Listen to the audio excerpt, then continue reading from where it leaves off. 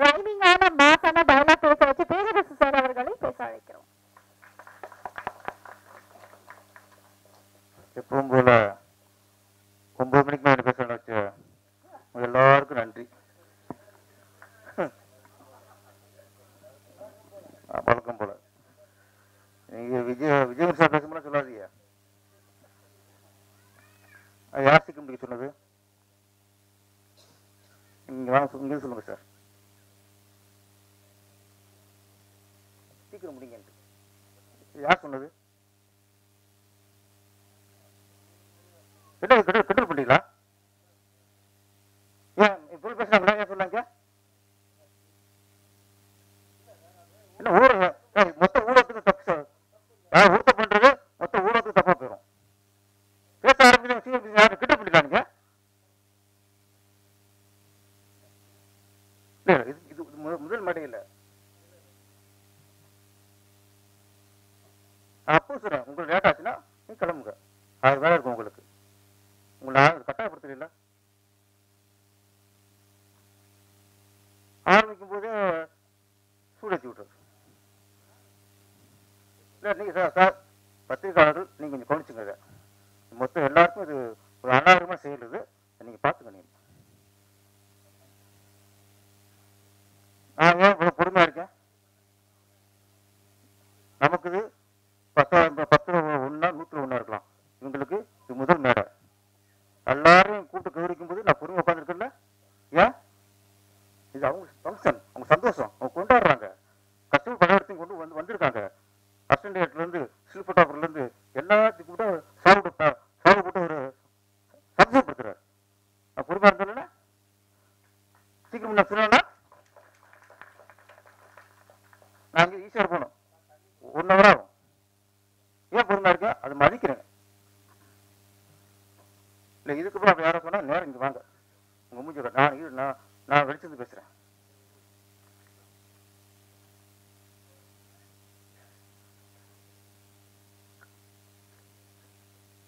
விஜயமுல் sir நீ பார்த்துங்க. இல்லைன்னா பேசுறீங்க அப்படியே கூப்பிடாதீங்க. கிண்டலா போச்சு.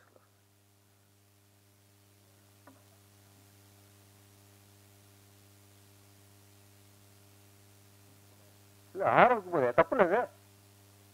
என்னடா உங்களுக்கு?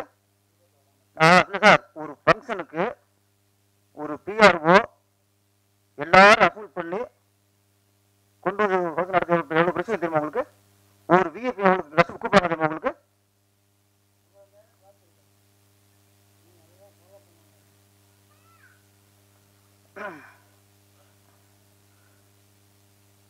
அனைவருக்கும் வணக்கம். இல்லை சார் தப்பு கோரும். நான் சும்மா ஒரு நாள் கோர மாட்டேன்.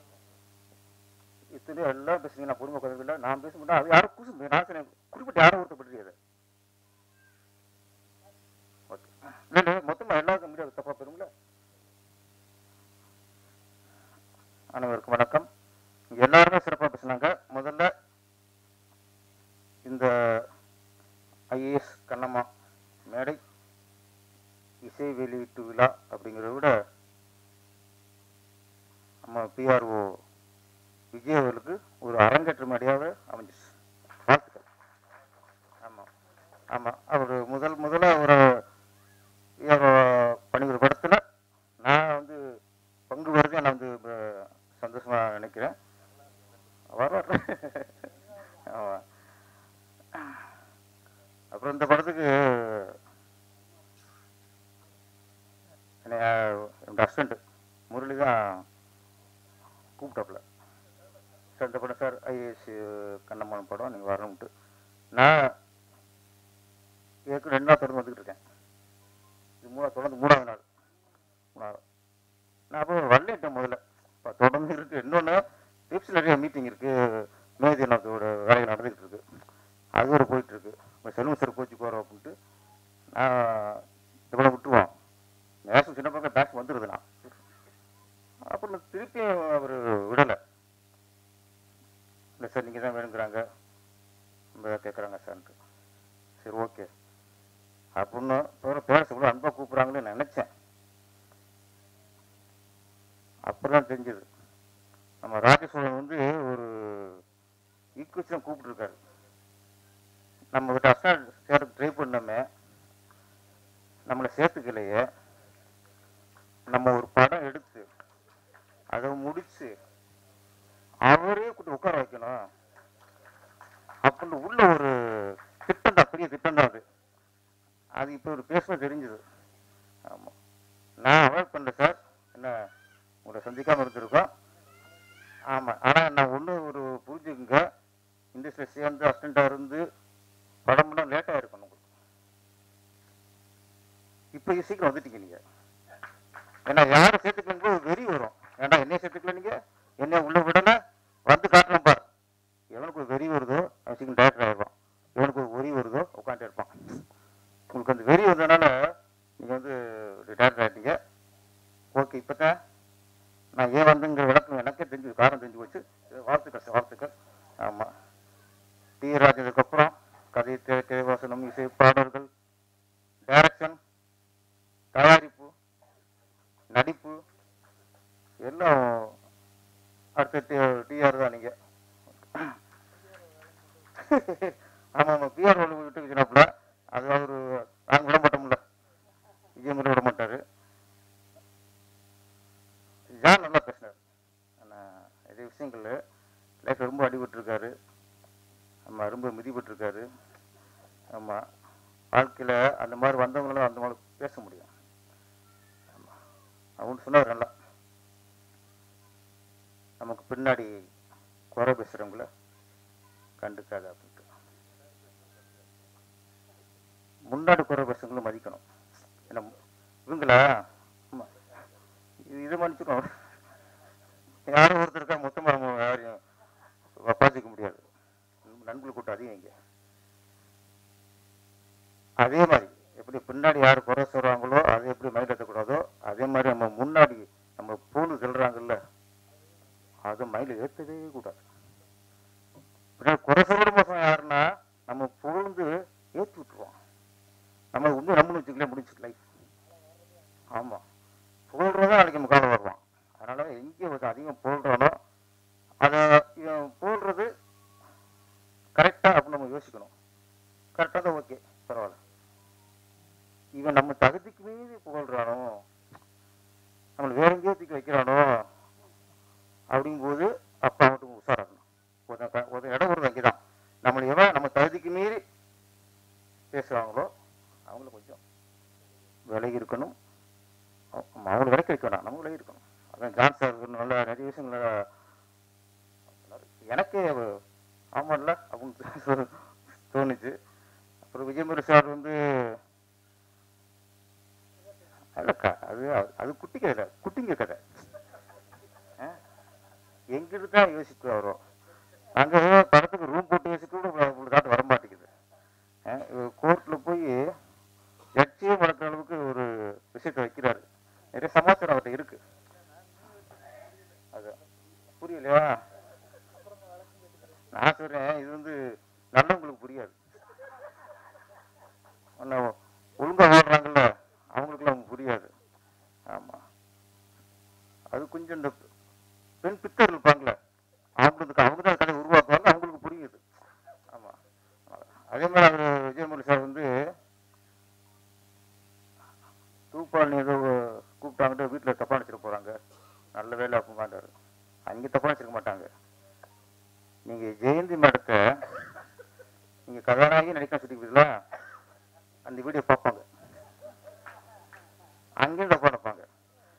நான் ஒவ்வொருத்தரும் பேசும்போது நான் வந்து பக்கத்தில் நான் பேர் கேட்டுக்கிறேன், அவங்க பேர் என்ன, அவங்க பேர் என்னன்ட்டு. ஆனால் அது மனப்பாடம் வச்சிருக்காரு சார். ஜெயந்திங்கிறாரு, காயத்ரிங்கிறாரு, கோமல் சர்மாங்கிறாரு. என்ன ஜெயந்தி சத்தியா கட் பண்ண கடைசியா ஒரு ஜெயந்தின்னு பிக்ஸ் பண்ணியிருக்காரு. ஜெயந்தி தான். அதான் அப்ப இங்க வந்து மற்ற ஆம்பளை பேர் பேருங்க தெரியாது, கேமரா பேருங்க தெரியாது, எடிட்டர் பேர் பேருங்க தெரியாது, இங்க இருக்க பொம்பளை பேர் மட்டும் தெரியும். ஆமா, அப்படியே குட்டி கதை வராது.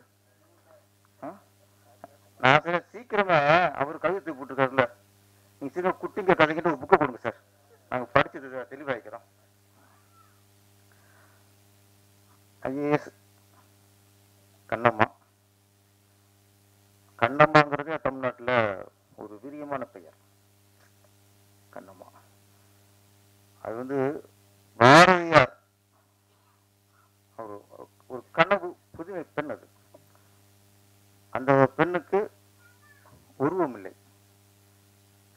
ஒரு ஒரு கண்ணம்மான்னு ஒரு கற்பனை பெண்ணு. அது அவருடைய கற்பனைக்குத்தான் அந்த கண்ணம்மாங்கிற பெயருக்கு உருவம் இல்லையே தவிர,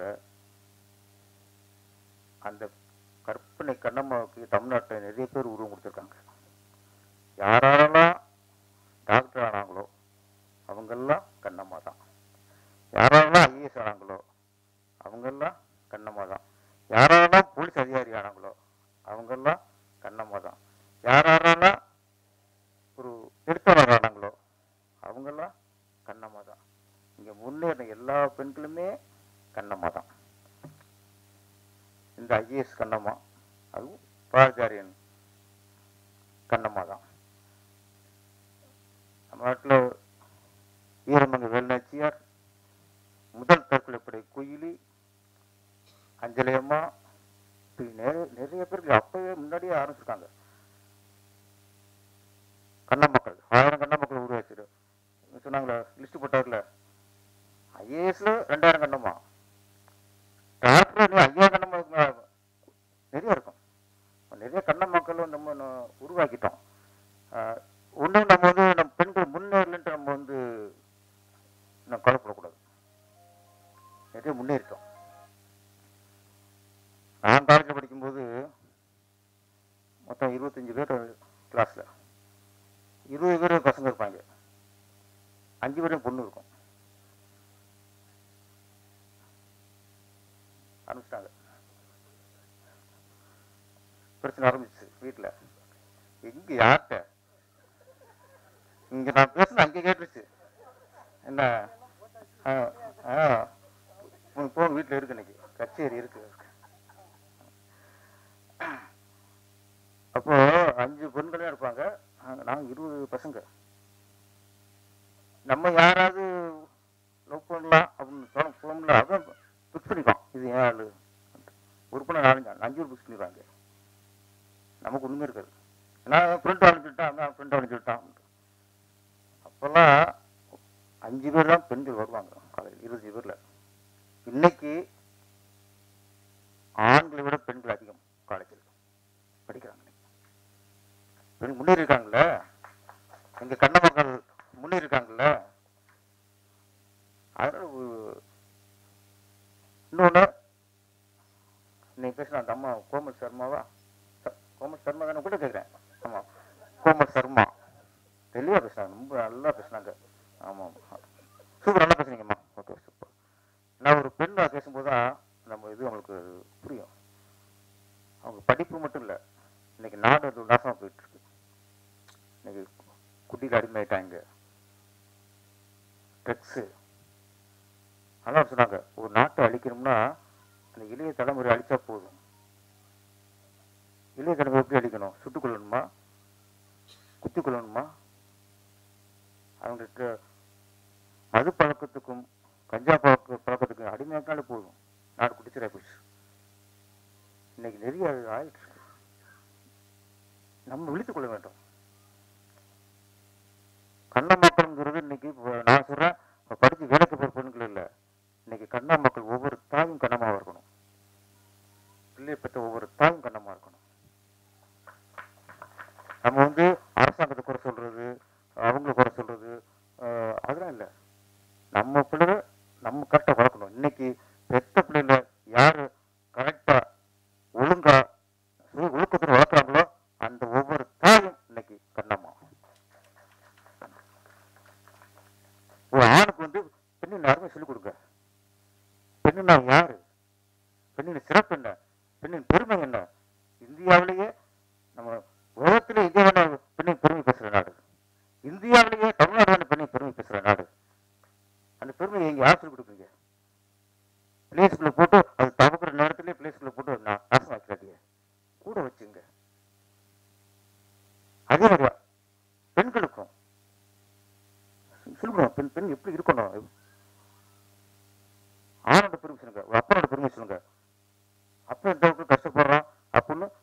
உங்களுக்கு சொல்லிக் கொடுக்கணும்.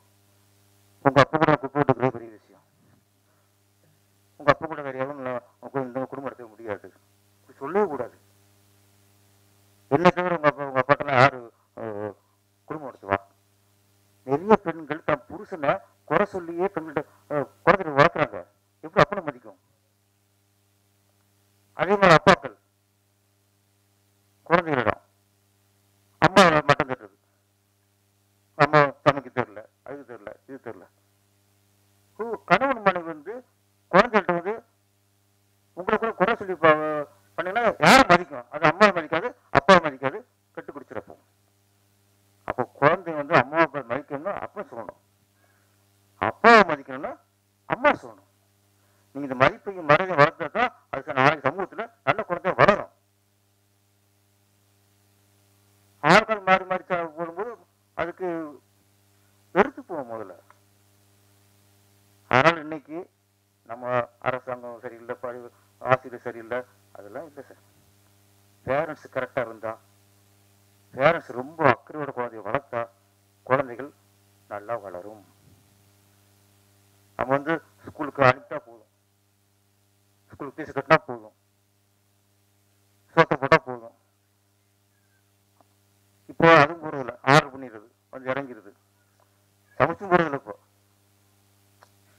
இன்னைக்கு முழு காரணம் கொஞ்சம் பேரண்ட்ஸு பார்த்துக்கணும். அதனால சொல்றேன், ஒவ்வொரு அப்பனும் பாரதியார், ஒரு அம்மாவும் கண்ணம்மா. அது மாறினாத்தான் குழந்தைகள் ஆரோக்கியமாக வளரும். அவர் ஃபர்ஸ்ட் படம் பண்ணிருக்கலாம், அவர் பார்க்கும்போதே பாரதியமாக தான் இருக்கு. அப்போ எந்த அளவுக்கு அவர் அதில் ஊறி போயிருக்காரு. பாரதியாரோட அந்த எண்ணத்திலையும் பாரதியோட அந்த கருத்திலையும் அவர் அதுல ஊறி போனதுனாலதான் அவருக்கு அந்த பாரதியார் நினைச்சிருக்காரு. அவருக்கு பாரதி நினைச்சுதான் அவங்க உட்காந்துருக்காரு. அதனால கண்ணம்மான்னு பேர் வைக்கிறாரு. முதல் படத்துல நல்ல கருத்து சொல்லியிருக்கீங்க, பெண் கல்வி வேண்டும், கஞ்சாவுக்கு சொல்லியிருக்கீங்க, வாழ்த்துக்கள் சார். அது மாதிரி இந்த படத்துல கண்ணம்மா பண்ண விஜயன் சார், உங்க பேர் என்ன சொல்லுங்க? பென்சி என்ன? ஃப்ரெண்ட்ஸி நல்லா பண்ணிருந்தாங்க. அவங்க ஆக்சுவலி டோபியோட மகளான்னு நினைக்கிறேன், கதையில் டோபி மகளாக நடிச்சிருக்காங்க. அந்த காலத்தில் அந்த குழந்தையாட்டுக்கும் சரி, குழந்தை நல்லா நடிச்சிருந்துச்சு. நேத்ரா குழந்தைங்க பேர் நான் வச்சிருப்பேன். அந்த பெரிய அந்த வந்து எல்லாம் அது அவங்க டிபார்ட்மெண்ட் நேத்ரா நல்லா இருந்துச்சு. ஆமா,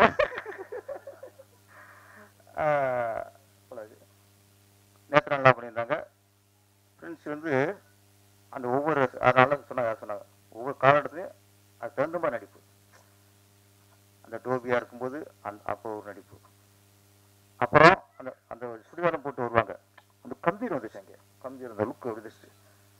கரெக்டாக அந்த கண்ணம்மாங்கிற அந்த கேரக்டர் உணர்வு கண்ணம்மான்னு தன்னை நினைச்சாலும் நடிப்பு வரும் சார். நடிச்சிட்டீங்க, சூப்பர். அதுக்கப்புறம் அப்பா ஆட்டுக்குட்டி ஏதோ ஒன்றும் புருஷன் புருன்னு வைங்க, இல்லை ஆட்டுக்குட்டின்னு வைங்க. ஆட்டுக்குட்டிக்கும் புருஷனுக்கும் எங்க சம்பந்தம் இருக்கா? ஆனா என்ன சில இடத்துல குறையா பேச மாட்டேன். ஆட்டுக்குட்டி புருஷன் இருக்காரு, அப்பா நடிச்சிருக்காருல்ல, அந்த அப்பா தான் அந்த வறுமைக்கு அந்த உடம்பு சம்பந்தம் இருந்துச்சு. என்ன அது கொஞ்சம் அந்த வறுமை தர மாதிரி உடம்பு இருந்தா அது மட்டும் கொஞ்சம் ப்ளஸ்ஸாக இருந்திருக்கும். அவரு அப்படி இல்லை, நான் கொளுத்தாள் மாதிரி இருக்காரு, கொளுத்தாள் பழுத்தாள் மாதிரி இருக்காரா, அது மட்டும் கொஞ்சம் மற்ற எல்லாம் நடிச்சுட்டாரு. கோசை பார்க்கும்போது சூப்பரா இருக்கு, அப்படியே பாம்பா இருக்காரு. கொஞ்சம் லாங்கு போகும்போது தான் அந்த அப்படி இருக்காருங்க. நடிப்பு சூப்பர் சார், ஆட்டுக்குட்டி சார் நடிப்பு.